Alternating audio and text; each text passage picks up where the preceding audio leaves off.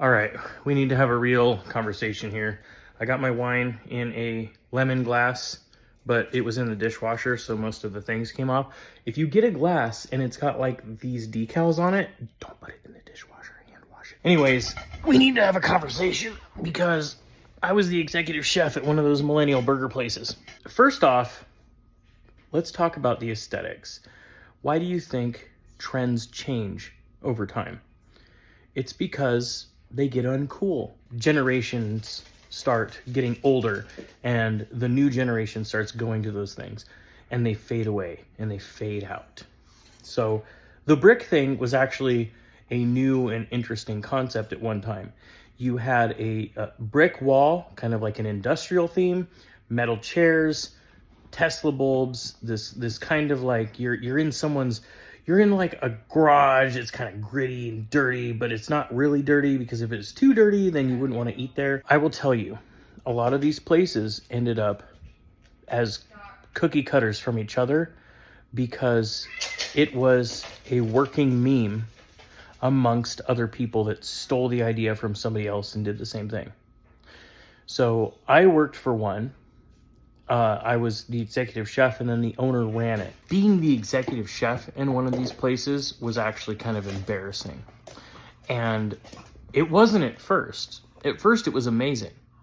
But when you're an executive chef and there is a restaurant owner and the owner doesn't relinquish control, then there becomes a lot of problems between the creative direction and where you know things need to go market-wise and where they want them to go because they have a vision. And it's an ego thing. I don't know why this is like ego. For example, he wanted to serve beer. That's great. So as far as I'm concerned, if you're gonna serve beer, you need kegs. And in order to get the kegs, you need a place to keep them cold. You have to keep them at a certain temperature. If you don't keep them at that temperature, the beer's not going to taste as good. He didn't just want beer, he wanted craft beer. And only craft beer. That means no Coors, no Budweiser, no Bud Light, no Miller Lite. That means Zipline and whatever. Just fill in the blank with whatever local microbrews you have. But like a Nebraska version of that. And that's what we had. Technically, there's nothing wrong with that, but the execution of that wasn't very good. The reason why is because we didn't have space to store the kegs. So people would bring these kegs of beer in, and I would listen to the vendors complain that they needed to have refrigeration. I didn't want lukewarm beer being stored in the dish area. I don't think that's too complicated. I didn't want that. But the owner wanted it, and the owner's the one paying for it. And it doesn't matter what I have to say. So we got craft brews. Local craft brews with bitter, nasty, lukewarm beer that we had to bring up to temperature in order to serve. Extra super foamy, it would come up with cocktails. Now, me, as the executive chef, understands that when you come up with a cocktail, you have to, whatever you want in the cocktail is totally fine.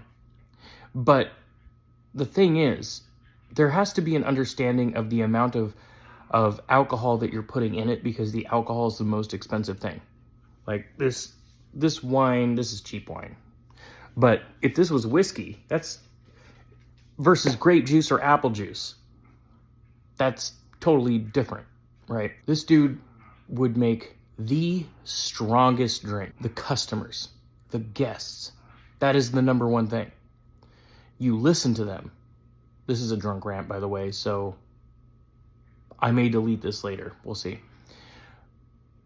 You listen to the guests. You listen to what the fuck they want.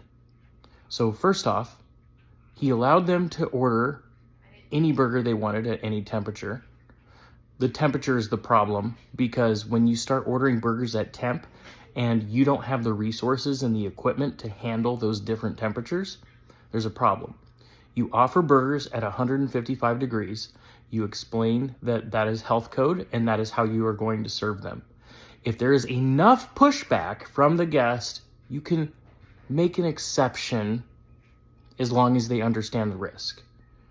but generally speaking, 155. Otherwise, it slows the kitchen down, because when you have 50 burgers on the grill and some have to temp out at 120 and others have to temp out at 150 and 130 and 145 and 165, they get mixed up. And you have to have a system for that. And every time you create a system, it takes time. And then you have to train the system. And then the people that know the system have to train other people. It's way more complicated than it needs to be.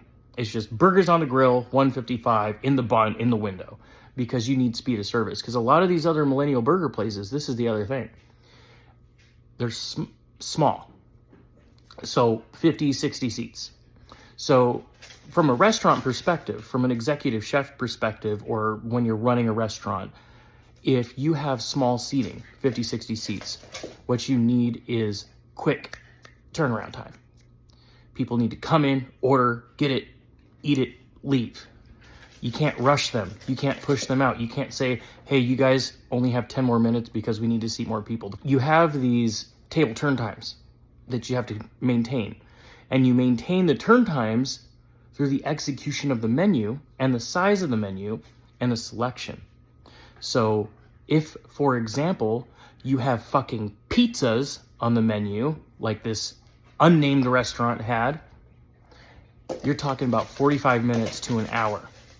So now guests come in, somebody orders a burger, somebody orders a pizza. They order a pizza for the table, and then like one person doesn't want pizza, so they order a burger. You're guaranteed that that table is going to be there for a minimum of an hour, because that is getting the order, putting the order in, making the pizza, cooking the pizza, getting it cut, whether it's going to come out in a box or on a tray or whatever. They serve it. They take their time to eat it. They enjoy each other's company. It kind of becomes a third space. And there's nothing wrong with that if you have the business model that can accommodate that. But most of these places do not have that business model. But I'm going to ignore pizzas for now because we're talking about millennial burger stuff. So the other problem is a lot of these owners have this vision. You see the meme, like, we're just two guys with the dream, yeah. There's a cook that actually knows what they're doing. And these two guys with a dream, yeah, they tell that guy what to do. And now this dude's embarrassed, right? That was me. I was the embarrassed guy. So that dude's embarrassed because they know what they need to do in order to sell more burgers, in order to up their revenue. They have too much shit on the menu. They're putting fucking caviar and random shit on the burger that doesn't sell. But in order to have that on the menu, you have to order the product. So you have fucking caviar sitting on a goddamn shelf that you never use. Not saying this place had caviar. I'm just saying you might sell one or two on like a Saturday caviar burger. Most people, when they come in, I'll tell you what they want to order. It might even be what you want to order. You want a burger, usually without tomato, maybe without onion, but usually without tomato. And about 50-50 on the cheese. The cheese isn't usually super adventurous. It's usually either American or it might be pepper jack. But sometimes it could be one of the other like exotic cheeses, Gruyere or something like that. But most of the time, it's going to be American. We'll put it in order. We'll say American, cheddar, and then like everything else, like Swiss pepper jack, Munster, provolone, blah, blah, blah, blah, blah. Most people complain about the add-ons because you want to serve fries separately. Now, they did fries. The reason why they served the fries separately is because they feel like they are gourmet fries because they're hand cut, but they're actually cheaper than buying a case of pre-cut fries. You punch the fries, you put them in water, they get salinated, they sit in there, and then you have to refrigerate them for about 12 hours. You par cook them at 300 degrees, you let them rest, you put them on sheet trays, spread them out, put them in the fridge, walk in, whatever. And then you pull those fries, those par cooked fries, one tray at a time, and dump them in the fryer at a high temperature for about 4 or so minutes, and you have fresh fries. Frozen fries, they're like 55, 60 bucks a case. You put them in the freezer, you dump a bag into a freezer drawer, you throw them in the fryer for about 7 minutes, they're done cooking. So it's really, they're a lot more labor intensive, fresh fries are.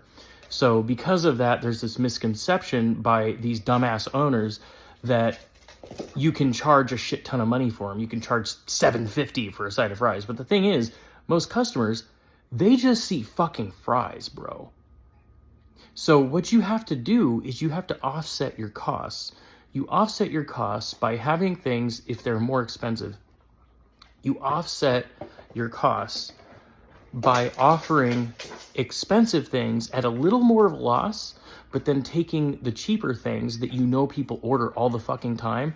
Like, who wouldn't want a burger that had like chili and an onion ring and like shredded American cheese on the top, served with a side of sour cream? I don't know, just call it the fucking chili burger or something. I don't know. Now imagine that.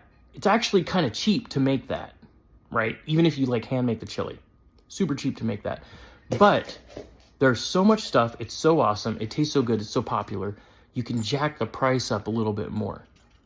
Then when you have like a steak burger with fucking caviar and escargot and prosciutto and or wagyu burger or whatever, you can lower the price of that one a little bit more. And you're able to sell more of those because people are like, oh my God, they have a Wagyu burger and it's like half the price of these other fucking places. But see, nobody wants to listen to the fucking chef. The owners want to have complete say. They want to have control over the whole thing, not just the aesthetic, because they have a dream. They have a vision that they want to achieve. And that's where you run into problems, is because they don't give a fuck about you. They care about their fucking vision. And they care about their A5 Wagyu beef burgers that are fucking overpriced and nobody cares about them. Because once you grind, you could make a Wagyu beef burger by taking just fucking chuck steak and throwing beef fat, like tallow in there, and grinding it up. Like, once you grind it up, like, there's no point in it being Wagyu anymore. No fucking point. I mean, I got a whole lot more that I could say on this, but it's absolutely ridiculous. So, if you have any more questions, let me know. But otherwise, you guys have an amazing day. I'll see you on the next one. Peace.